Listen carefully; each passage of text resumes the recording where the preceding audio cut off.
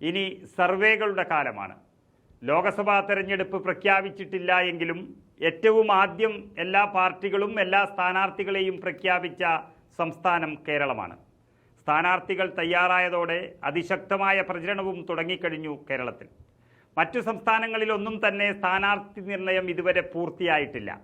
അതുകൊണ്ട് തന്നെ സർവേ നടത്തുന്ന ഏജൻസികൾക്ക് ഇത്തവണ ആദ്യം കേരളത്തെ തന്നെയാണ് പ്രവചിക്കാൻ കഴിഞ്ഞത്.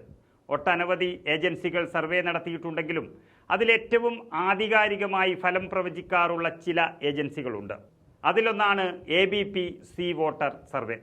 അവരുടെ സർവേ ഫലമാണ് കഴിഞ്ഞ ദിവസം പുറത്തു വന്നത്. ഈ പശ്ചാത്തലത്തിൽ 2024 ലോക്സഭാ തെരഞ്ഞെടുപ്പിനുള്ള ഏറ്റവും പുതിയ ABP സി വോട്ടർ അഭിപ്രായ വോട്ടെടുപ്പ് ഡാറ്റ അത് കേരളത്തിൽ ഐക്യജനാധിപത്യ മുന്നണിയുടെ സർവാധിപത്യമാണ് പറയുന്നത്.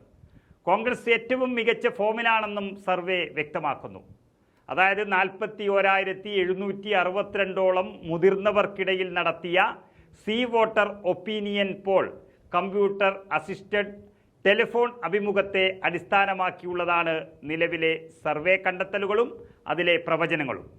എല്ലാം സ്ഥിരീകരിച്ച വോട്ടർമാരും വളരെ വ്യക്തമായി കാര്യങ്ങൾ പറഞ്ഞിട്ടുണ്ട്. 2024 ഫെബ്രുവരി 1 മുതൽ ആരംഭിച്ച് സ്ഥാനാർത്ഥി പ്രഖ്യാപനം കഴിഞ്ഞതിന് ശേഷം ഈ മാർച്ച് 10 വരെയും സർവേകൾ നടത്തിക്കൊണ്ടിരുന്നു. സംസ്ഥാനങ്ങളുടെ അറിയപ്പെടുന്ന ഡെമോഗ്രാഫിക് പ്രൊഫൈലിലാണ് ഈ ഡാറ്റ വെയിറ്റ് ചെയ്തിരിക്കുന്നത്. ഇത് സാധ്യമായ ഏറ്റവും അടുത്ത ട്രെൻഡുകൾ നൽകുമെന്നാണ് എല്ലാവരും വിശ്വസിക്കുന്നത്. ഇതെല്ലാം കൊണ്ട് തന്നെ ഏറ്റവും ആധികാരികമായ ഒരു സർവേ എന്ന് തന്നെ ഇതിനെ പറയാം. കേരളത്തിൽ 20-ൽ 20 സീറ്റുകളും UDFിനെന്നാണ് ഈ സർവേ വ്യക്തമായി പ്രവചിക്കുന്നത്. അതിനേക്കാളും നന്നായി കോൺഗ്രസിന് അവർ മത്സരിക്കുന്ന 16-ൽ 16 ലഭിക്കുമെന്ന് പറഞ്ഞതോടെ തന്നെ ചില ആശങ്കയുണ്ടായിരുന്ന മണ്ഡലങ്ങളിലെ അവ്യക്തത കൂടി നീങ്ങി എന്നുള്ളതാണ് സത്യം.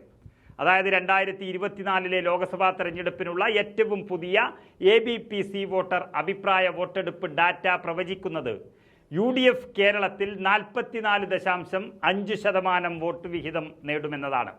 എന്നാൽ എന്നും ഒപ്പത്തിനൊപ്പം തന്നെ ഉണ്ടാകാറുള്ള ഇടതുപക്ഷ ജനാധിപത്യ മുന്നണി വലിയ വ്യത്യാസത്തിലാകുമെന്നും അവർ 31.4% വോട്ട് ഷെയറുമായി വളരെ പിന്നോട്ട് പോകുമെന്നാണ് സർവേ പറയുന്നത്. അതേസമയം ദേശീയ ജനാധിപത്യ സഖ്യം അഥവാ BJP സഖ്യം 19.8% വോട്ട് ഷെയറുമായി ശക്തമായ സാന്നിധ്യമാവുകയാണ് സർവേ പ്രകാരം കേരളത്തിൽ. മറ്റു പാർട്ടികളെല്ലാം ചേർന്ന് 4.3% വോട്ട് വിഹിതം നേടാനും സാധ്യതയുണ്ട്.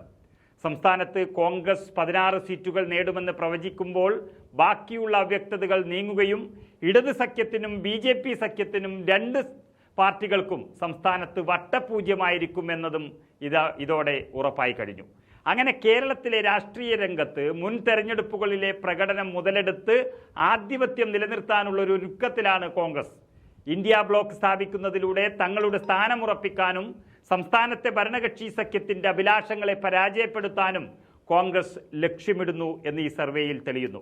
നേരെ മറിച്ച് NDA അതിൻ്റെ മുൻ തെരഞ്ഞെടുപ്പുകളിലെ തിരിച്ചടികൾ മാറ്റാൻ ഒരു ദൃഢനിശ്ചയം ചെയ്യുകയും വരാനിരിക്കുന്ന തെരഞ്ഞെടുപ്പുകളിൽ ഗണ്യമായ നേട്ടം കൈവരിക്കുകയും ചെയ്യുന്നു എന്ന് സർവേ പറയുമ്പോൾ ഇടതുമുന്നണി പ്രത്യേകിച്ച് CPM എത്തി നിൽക്കുന്ന ഒരു അപജയത്തിലേക്കാണ് നമ്മുടെ ശ്രദ്ധ പോകേണ്ടത്.